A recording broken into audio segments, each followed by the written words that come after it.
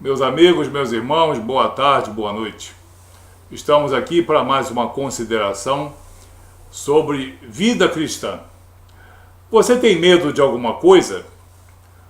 Tem gente que tem medo de barata voadora. Tem gente que tem medo de mula sem cabeça que põe fogo pela boca. Tem gente que tem medo de alma. Tem gente que tem medo de passar na porta de cemitério. Tem gente que tem medo de macumba. Tem gente que tem medo de muita coisa, né? Todos nós temos os nossos temores.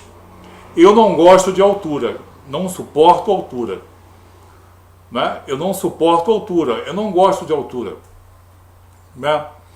E cada um de nós vai tendo medo de muitas coisas. Mas quando nós dizemos a algumas pessoas que elas precisam temer Jesus, elas dizem: não, você não entende Jesus. Jesus é maravilhoso, Jesus é bom, é o Filho de Deus. Jesus nos perdoa de nossos pecados, que bom, nos reconcilia com Deus. Ele morreu na cruz por nós, certo? Concordo? Muito bom. Jesus é o nosso mestre e nosso Senhor. Ele ensina o amor, a caridade, a benevolência e a compreensão. Muito bonito. Mas a coisa pode começar a mudar quando você começar a falar alguns aspectos de Jesus. Mas afinal de contas, o que você sabe de Jesus que eu não estou me lembrando agora? Eu devo ter medo de Jesus? Eu acho que você não deve ter medo de Jesus. Nós devemos ter o temor do Senhor, que é uma coisa mais ampla e mais reverente. Sim, mas muitas pessoas têm medo de Jesus. Você sabe que muita gente tem medo de Jesus? Tem. Jesus apavora muita gente. Jesus, com a sua autoridade e com toda a sua bondade e a sua misericórdia, ele assusta muita gente. Eu vou dar aqui 4 exemplos de muitas pessoas em nosso país, principalmente, que andam assustadas com Jesus. Primeiro, por que temem Jesus? Por que muitas pessoas amam Jesus, mas ao mesmo tempo passam a ter muito medo dele? Em primeiro lugar, Jesus Cristo denuncia o padrão do mundo. Aí a coisa já começa a mudar. Jesus Cristo denuncia. Jesus Cristo diz que o nosso padrão moral e social, que o nosso padrão espiritual, que o nosso entendimento de Deus, que a nossa reverência às Escrituras e às coisas vindas das regiões celestiais, nós somos caducos, nós somos de péssima compreensão dessas coisas. E o padrão espiritual e moral desse mundo é o pior. E nós podemos constatar isso através de tanta violência, de tanta corrupção, etc. Então, Jesus denuncia o padrão do mundo. Aí muita gente já começa a ter medo.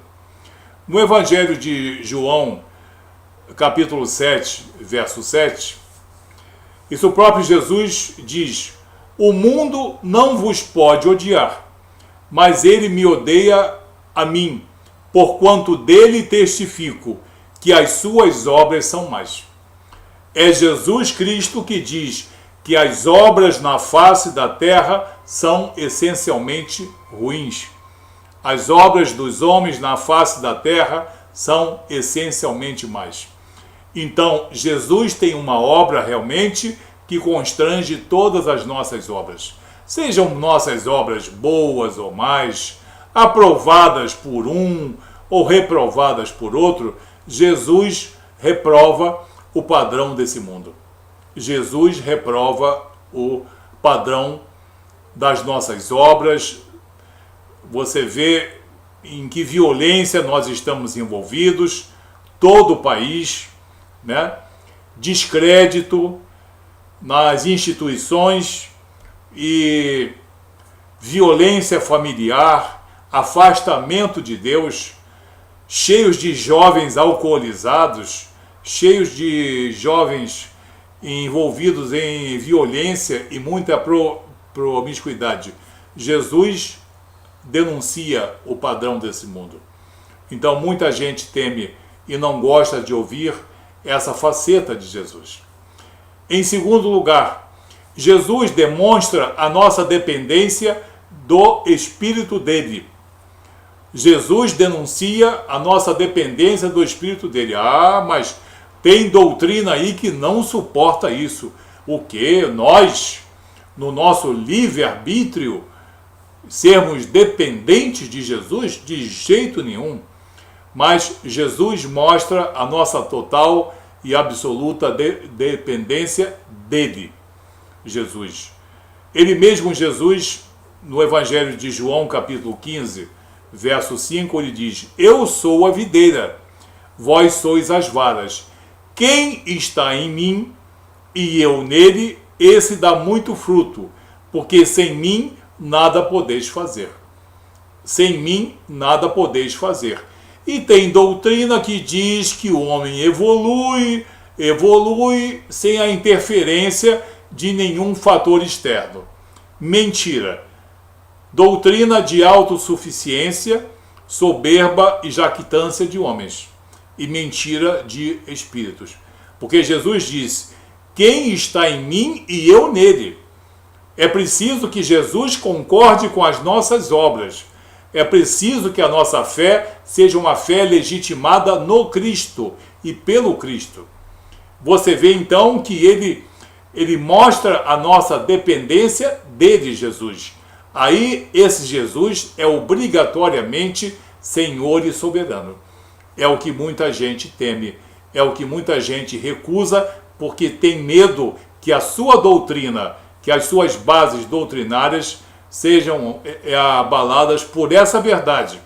Verdade que vem do alto e vem da própria boca de Jesus Cristo no Evangelho de João, capítulo 15, verso 5. Então, quem disse que tem gente que não tem medo de Jesus? Tem sim. Vamos ao terceiro exemplo. Porque o seu amor nos constrange. Sim, o amor de nosso Senhor Jesus Cristo nos constrange. Nós somos capazes de amar uns aos outros com amor fraternal, né?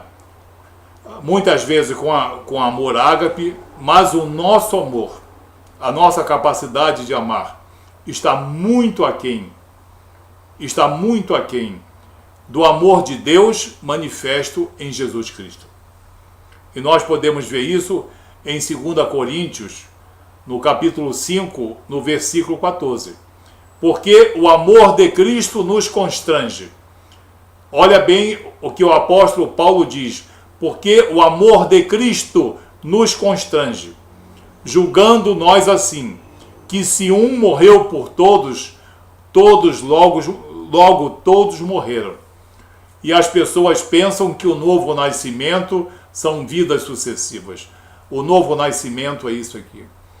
É deixar morrer o velho homem em Cristo e deixar nascer o novo homem sob os auspícios do Espírito Santo, da palavra e da autoridade que só Jesus tem. O amor dele nos constrange. Essa parte muita gente teme. Essa parte muita gente não aceita. Não aceita porque não quer aceitar. É verdade absoluta dita pelo próprio Jesus. Aí vem aqueles argumentos, aquelas saídas muito sem jeito pela esquerda, para dizer que o homem é digno e autossuficiente, de auto-remir-se e auto-resgatar-se. Engodo, falácia, mentira e heresia.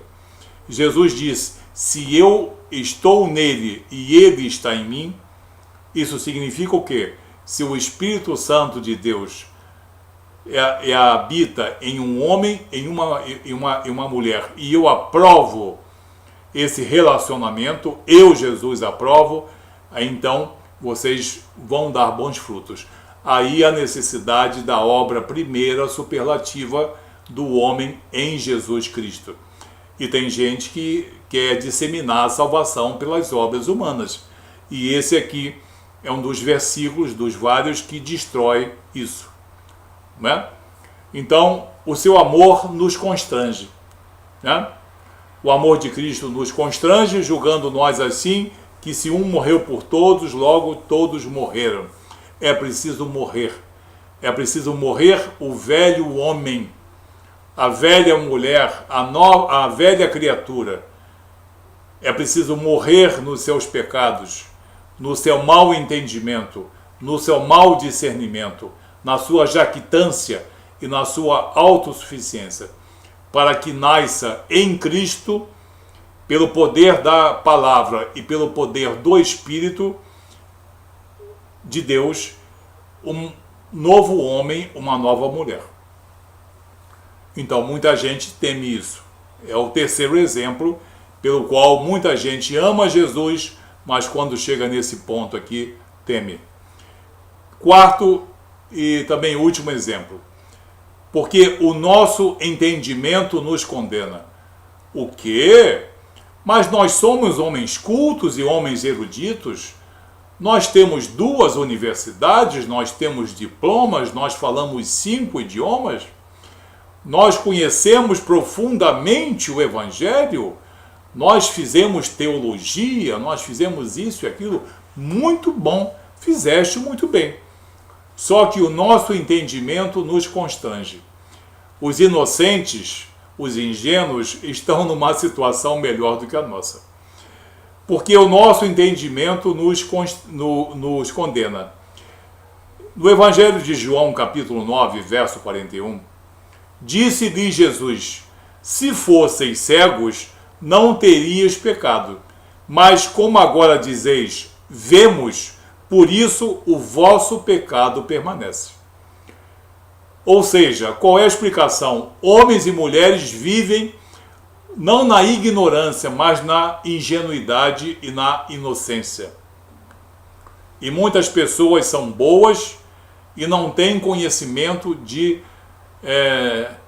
maldade, e quando conhecem a obra de Jesus, aceitam. Mas tem muita gente que rejeita. Esses não são mais inocentes. São homens conhecedores da verdade de Deus em Cristo e a rejeitam. Pelo fato de não serem mais inocentes, pelo fato de não serem mais ingênuos, mas serem pessoas com entendimento, que de modo racional, como dizem eles, de modo sistematizado, repudiam a obra salvadora de Jesus, o pecado desses homens permanece. E vai permanecer a vida toda, com boas obras, com mérito, com muita erudição e muita cultura, mas o pecado permanecerá. Porque eles negam a obra salvadora de Jesus. Se fossem realmente inocentes, se fossem cegos e não pudessem ver, tudo bem. Não sei o que Jesus faria numa situação dessa. Isso é soberania dele. Mas se o homem vê, consegue identificar e nega, ele não é mais inocente. Ele é responsável, culposo e doloso. Então, o pecado desse homem permanece nesse homem e o condena. O condena nessa vida e o condena na vida eterna. Então, nós vemos aqui 4 exemplos pelos quais o maravilhoso Jesus é temido por muita gente. Porque ele denuncia o padrão do mundo, que é um padrão, me perdoe, péssimo, mostra a nossa dependência dele e da obra dele, porque o amor dele, Jesus, nos constrange e porque o nosso entendimento nos condena. Antes fôssemos inocentes de verdade. Não apenas, não digamos farsantes, mas se nós fôssemos inocentes mesmo, e nós já tivemos a era da chamada inocência, lá em Gênesis, né? Quando o homem era completamente inocente. Aí não teria pecado. Mas agora que o homem vê, entende, raciocina e também racionaliza, é justamente agora que o pecado permanece nele. Amém? Vamos considerar esses 4 aspectos, então, porque muitos temem a Jesus. Esse Jesus maravilhoso, bondoso, misericordioso, mas que muita gente não suporta alguns aspectos das suas palavras e das verdades proferidas por ele. Que Deus abençoe você em nome de Jesus. Até o próximo vídeo. Tá bom? Boa noite.